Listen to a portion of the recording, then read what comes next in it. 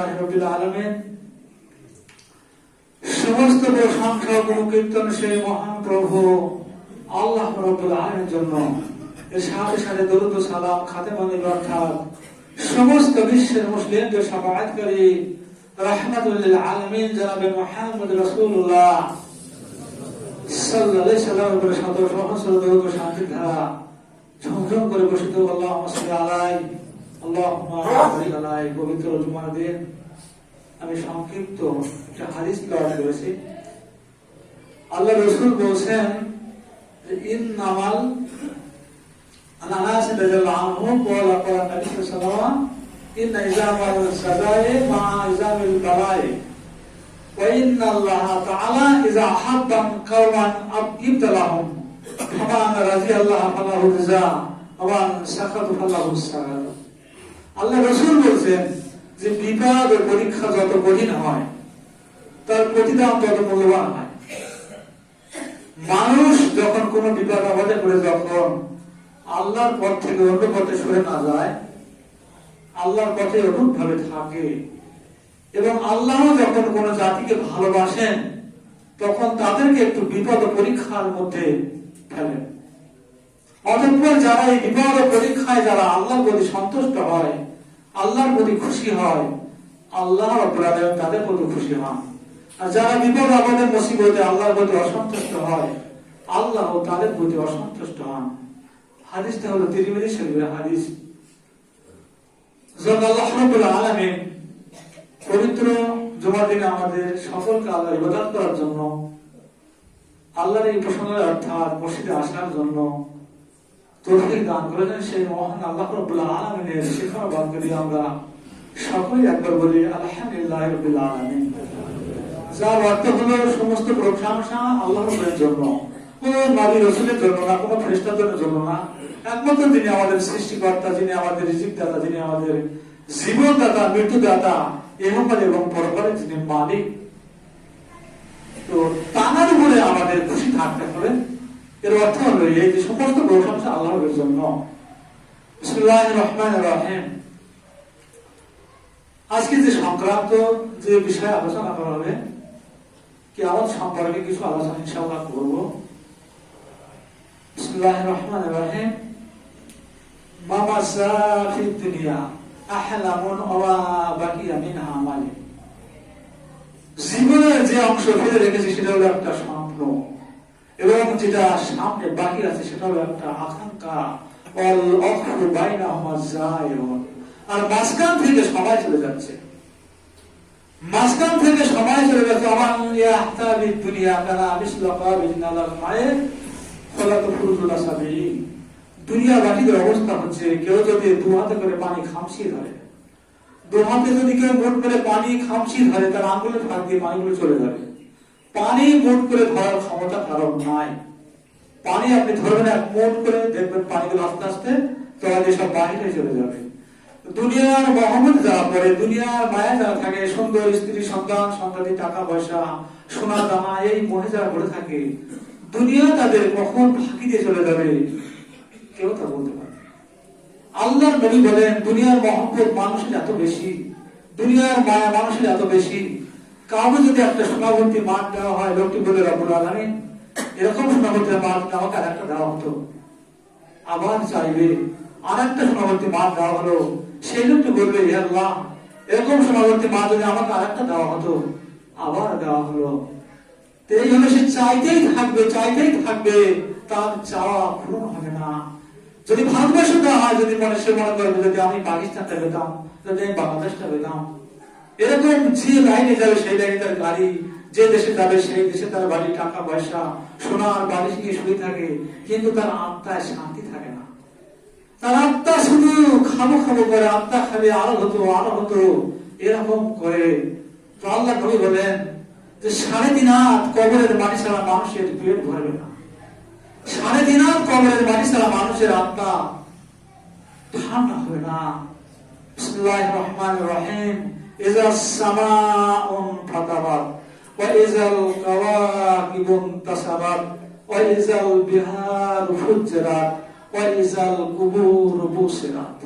আকাশ সমূহ যখন চূর্ণ বিচ্ছিন্ন হয়ে যাবে, তারকাগুলো বিক্ষিপ্ত হবে, ছিটকে ছিটকে জমিন এসে পড়বে, আর সমুদ্রগুলো উত্তাড়িত হবে, সমুদ্রগুলো উত্তাড়িত হবে, আর কবরগুলো নতচিত্ত হবে। আর কে কি করেছে সেদিন তারা সব বুঝতে পারবে। সেদিন কি কি কুকর্ম সুকর্ম যা কিছু করেছে সমস্ত সবকিছু সেদিন তারা বুঝতে পারবে।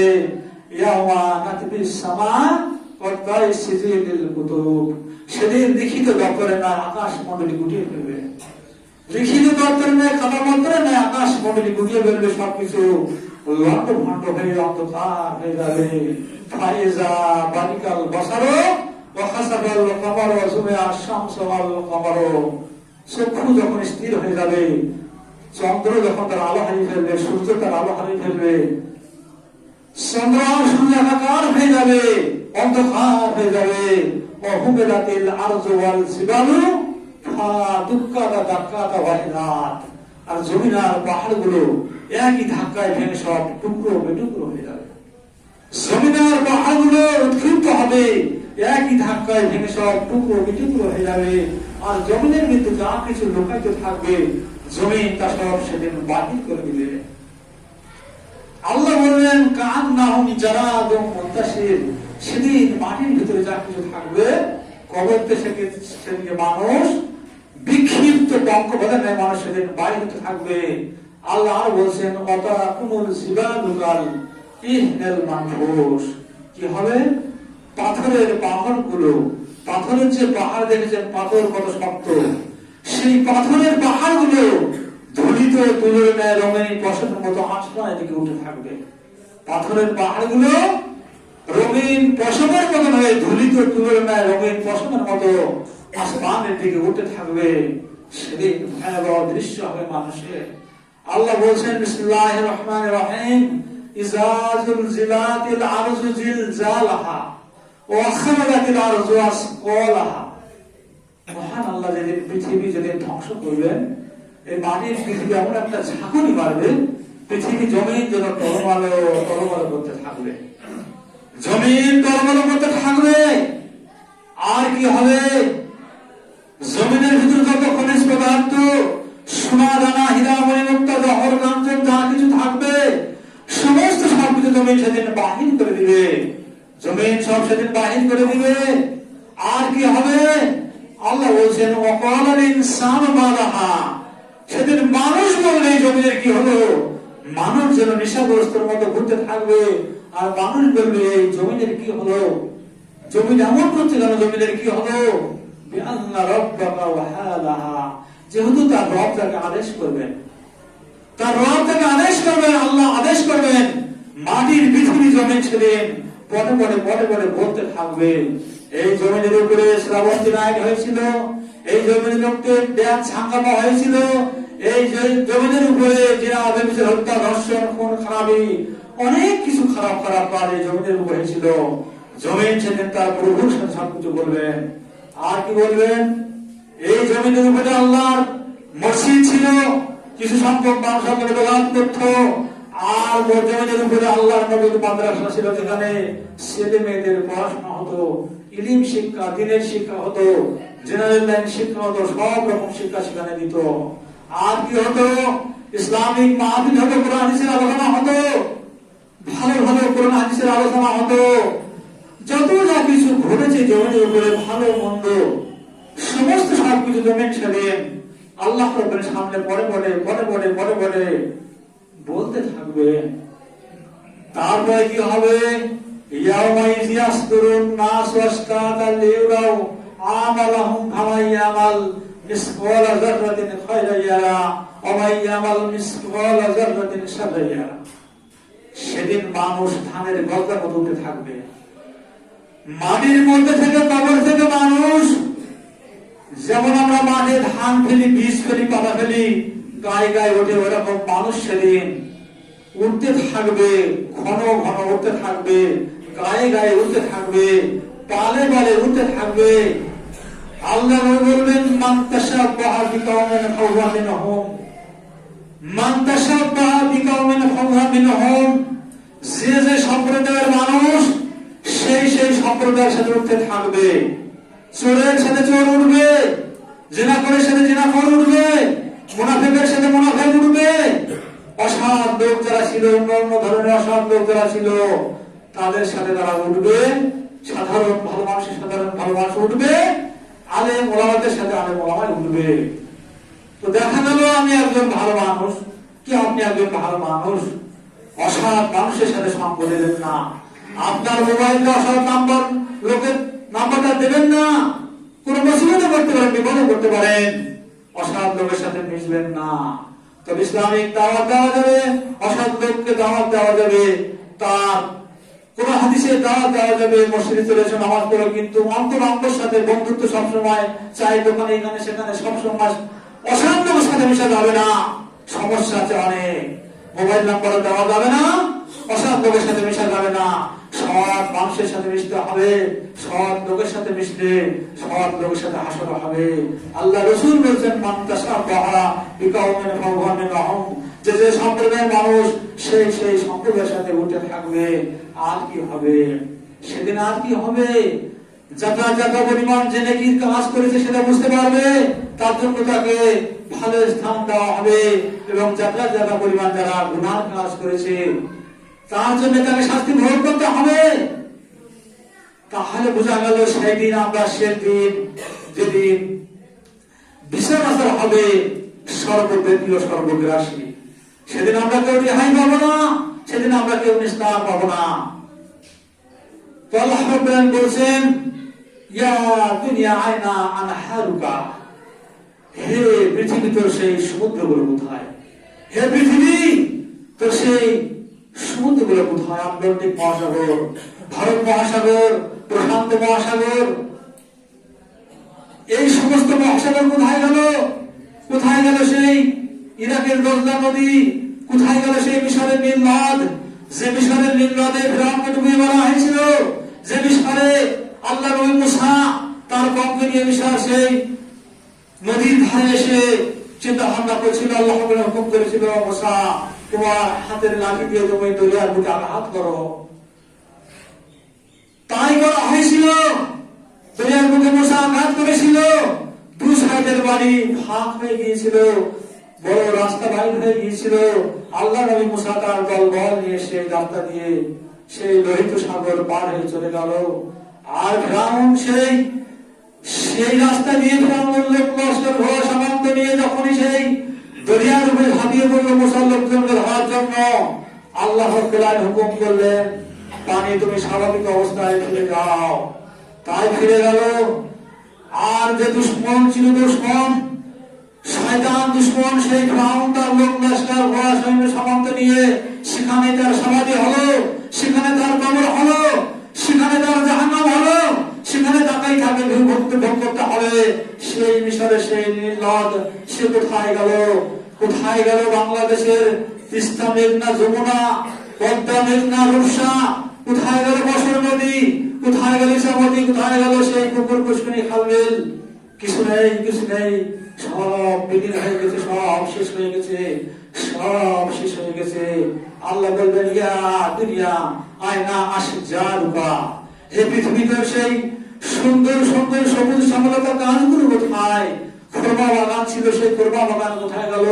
বড় বড় বড় বৃক্ষ, বড় বড় শিশু গাছ, বড় বড় আম গাছ, জাম গাছ, কাঁঠাল গাছ, বিভিন্ন রকমের ফল গাছ, আপেল বাগান, আঙ্গুরের বাগান কোথায় গেল? সেই নাশপাতির বাগান, ডালিমের বাগান কোথায় গেল? কিছু নেই। সমস্ত ফল ফলনে যা কিছু গাছ গাছালি ছিল সমস্ত সবকিছু সর্বনাশ হয়ে গিয়েছে। কোনো কিছু নেই, কোনো কিছু নেই। সব ফাঁকা ময়দান পড়ে থাকবে, সব ফাঁকা ময়দান পড়ে থাকবে।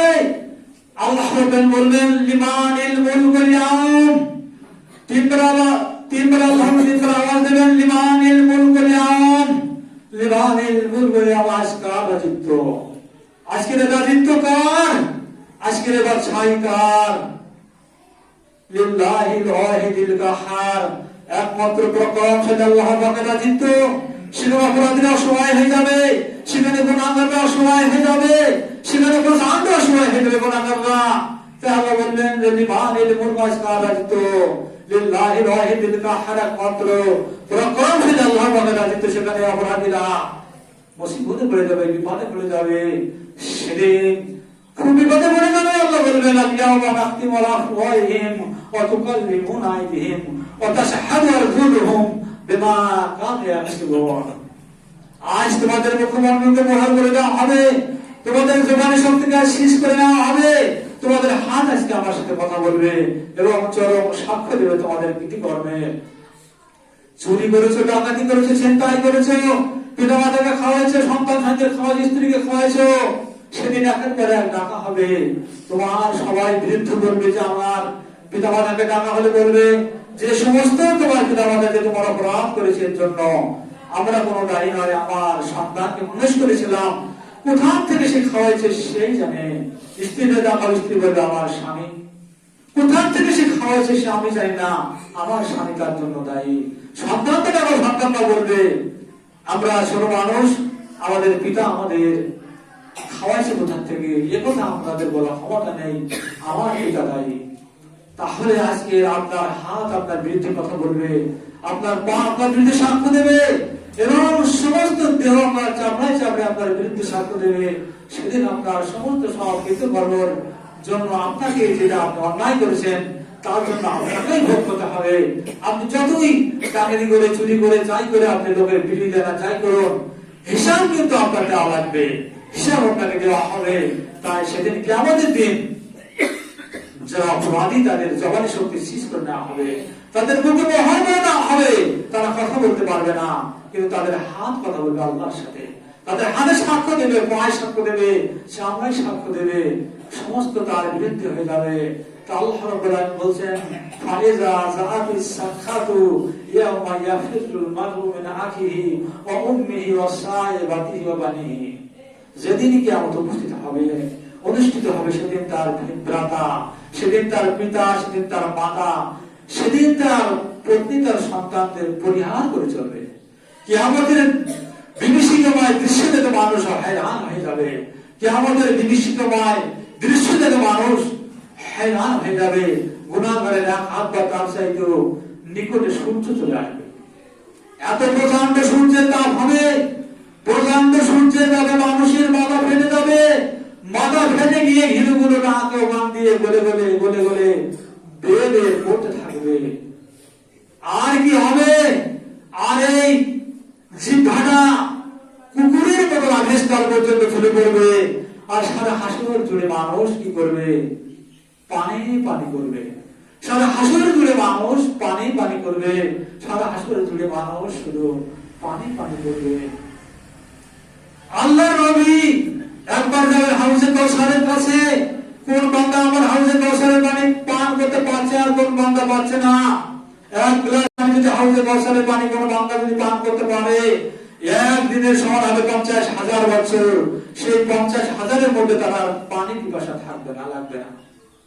তাই আল্লাহ রাসূল একবার যাবেন হাউজে কাউসারের কাছে, আর একবার যাবেন মিজানের কাছে, যেখানে দাড়ি পাল্লায় ওজন হয়, নেকি গতি ওজন হয়, সেখানে যাবেন।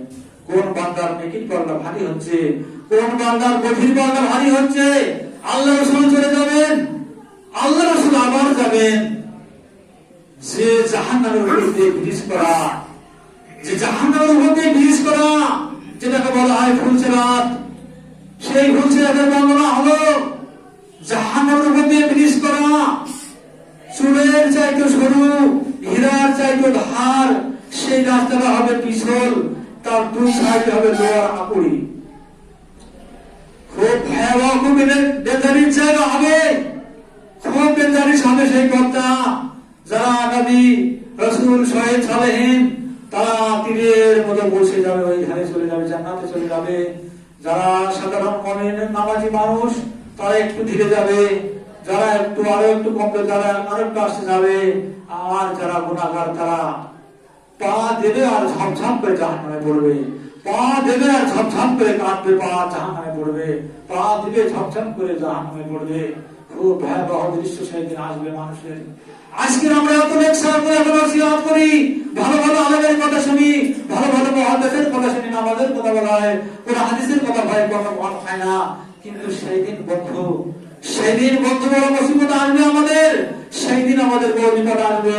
সেই বিপদের কথা যদি আপনি আমি একবার চিন্তা করি, তাহলে কিন্তু আমরা কেউ বেনামাজি থাকবো না, কেউ আমরা গুনাহগার হবে না, পাপের কাজ আমরা করবো না। সব সময়ের জন্য আমরা চিন্তা ভাবনা করবো যেন নেকি কাজ করবো, কোন পথে গেলে আমার নেকি হবে, কোন পথে গেলে আমি বাঁচতে পারবো। সেদিন বন্ধু, তাই সেদিন শুধু আল্লাহ রাসূল দোয়া আদায় করে তিন জায়গায় যাবেন। আর আপনার হলো সমস্ত মানুষ বলবে ইয়া নফসি ইয়া নফসি ইয়া নফসি ইয়া নফসি ইয়া নফসি, আল্লাহ তুমি আমার নফসকে বাঁচাও, হে আল্লাহ তুমি আমার আত্মাকে বাঁচাও, হে আল্লাহ তুমি আমার জানকে বাঁচাও। দয়ার নবী জনাবে মুহাম্মদ রাসূলুল্লাহ সাল্লাল্লাহু আলাইহি সাল্লাম বললেন ইয়া উম্মতি ইয়া উম্মতি ইয়া উম্মতি ইয়া উম্মতি, আমার উম্মতের কি হবে, আমার উম্মতের কি হবে, আমার উম্মতের কি হবে। এই বলে আল্লাহ রাসূল শুধু দোয়া করে বলতে থাকবেন যে আমার উম্মতের কি হবে। আমরা বলবো হে আল্লাহ তুমি আমার জীবনকে বাঁচাও, আমার জাহানকে বাঁচাও, আমার আত্মাকে বাঁচাও আল্লাহ। আর আল্লাহ নবী বললেন ইয়া উম্মতি ইয়া উম্মতি ইয়া উম্মতি, আমার উম্মতের কি হবে। এই বলে আল্লাহ রাসূল বিস্মিত হবেন, আল্লাহ রাসূল ছোটাছুটি করবেন। আর মানুষ আরেকটা জিনিস হবে, যে মাটি পুড়ে তামার মতো হয়ে যাবে। এই যে মাটি রং দেখছেন না, খাকি রং, এই মাটি গুঁড়ে হবে তামার মতো হয়ে যাবে। মানুষ বাড়িতে পা রাখতে পারবে না, মানুষ সহ্য করতে পারবে না। মানুষ যখন সহ্য না করতে পারবে তখন হযরতে আদম আলাইহিস সালাম চলে যাবে। আদম আলাইহিস সালাম, আপনি সর্বপ্রথম মানুষ, আপনি সর্বপ্রথম নবী, আমাদের জন্য একটু বিচার ফায়সালার কথা বলুন, আমাদের বিচার হয়ে যাক। আল্লাহ সাল্লাম বললেন আমার দ্বারা সম্ভব নয়, কারণ আমি আল্লাহ একটা আইন অবলম্বন করেছিলাম, আমল করেছিলাম। তো জানি না আল্লাহর কাছে আমার সাথে কি ব্যবহার করবেন। চল্লিশ শেষ করতে হবে না, এখন 45 করবো, তো টাইম হয়ে গেছে। আল্লাহ সাল্লাম বলে আমার দ্বারা সম্ভব নয়, হযরত নূহ আলাইহিস সালাম চলে যাও। হযরত নূহ আলাইহিস সালাম বলে আমার দ্বারা সম্ভব নয়, তখন হযরত ইব্রাহিম সালাম চলে যাও। আল্লাহ ইব্রাহিম বলে আমিও পারবো না, তোমরা হযরত মুসা আলাইহিস সালাম চলে যাও। আল্লাহ মুসা বলেন আমার দ্বারা সম্ভব নয়, তবে হযরত ঈসা আলাইহিস সালাম চলে যাও। ঈসা আলাইহিস সালাম বললেন আমার দ্বারা সম্ভব নয়, কারণ বুঝো নাসারারা আমাকে বলেছে আল্লাহর পুত্র, তাদেরকে তো আমি বলতে বলিনি, সুতরাং তারা বলেছে জানি না আল্লাহ না আমার সাথে আজকে কি ব্যবহার করবেন। তবে আমি একটা সুপরামর্শ দিতে পারি যে আজকের যিনি কথা বলতে পারবেন, আজকে যিনি জানার সুপারিশ দিতে হবে, তিনি হলেন আখির জামানার পয়গম্বর জনাবে মুহাম্মদ রাসূলুল্লাহ সাল্লাল্লাহু আলাইহি সাল্লাম। হাসরবাসীরা সবাই আল্লাহর রাসূলের কাছে চলে যাবেন। আল্লাহ রাসূলের কাছে যে বলে ইয়া রাসূলুল্লাহ আমি আপনাদের জন্য আমাদের জন্য একটু ব্যবহার করুন, আল্লাহর কাছে যাতে আমাদের বিচার হয়ে যায়। সবাই আমরা চলে যাব আল্লাহ রাসূলের কাছে। আল্লাহ রাসূল মাকামে মাহমুদ সিজদায় পড়ে কাঁদতে থাকবেন, ইয়া রব্বুল আলামিন কাঁদতে থাকবেন। আল্লাহ বলবেন হাবিব, প্রিয় দোস্ত হাবিব আপনি মাথা উঠান, আজকে তো আপনার কারার দিন নয়, আজকে আপনাকে অনেক সম্মান করেছে, হাউজে বসাত দিয়েছি, আজকে আপনার খুশির দিন, আনন্দ দিন। তো আজকে মাথা আপনি তোলান, মাথা উঠান, আপনার দরখাস্ত আমি মঞ্জুর করব, কবুল করব। আল্লাহ বলবেন, মাথা তুলবেন এবং বললেন ইয়া রব্বুল আলামিন, আমার উম্মতদেরকে ফেরেশতারা টানতে টানতে টানতে টানতে জাহান্নামের দিকে নিয়ে যাচ্ছে। বলছে আপনার উম্মতগুলো আপনি বাছাই করে করে জান্নাতের দিকে নিয়ে যান। বলছে ইয়া রাসূলুল্লাহ, হযরতে আয়েশা সিদ্দিকা রাদিয়াল্লাহু আনহা ইয়া রাসূলুল্লাহ, অসংখ্য নবী রাসূলের মধ্যে অসংখ্য মানুষের মধ্যে আপনি আপনার উম্মতগুলোকে এমন ভাবে বাছাই করবেন। বলছে আয়েশা রে শোনো, এক পাল ঘোড়া, একটা ঘোড়ার কপাল যদি সাদা থাকে, তা হাজার ঘোড়ার মধ্যে তার মালিককে চিনতে কষ্ট হবে না? তা চিনতে কষ্ট হবে না যে আমার যারা উম্মত হবে তারা 5 বার ওযু করেছে, নামাজ পড়েছে, ওযু করেছে, নামাজ পড়েছে, তাদের ওযুর স্থানগুলো নূরানি চমক দেবে। আর সেই নূরানি চমক দেখে দেখে আমি আমার উম্মতগুলোকে বাছাই করে জান্নাতের দিকে যাব। তাহলে আমাদের ওযু করতে হবে, নামাজ পড়তে হবে। এই পর্যন্ত আজকে থাক, টাইম শেষ। বারাকাল্লাহু লানা ওয়া লাকুম ফিল আযীম ওয়া রাহমাতুল্লাহি ওয়া জিকিল হাকীম ফাইন্নাহু তাআলা যাওয়াদুন।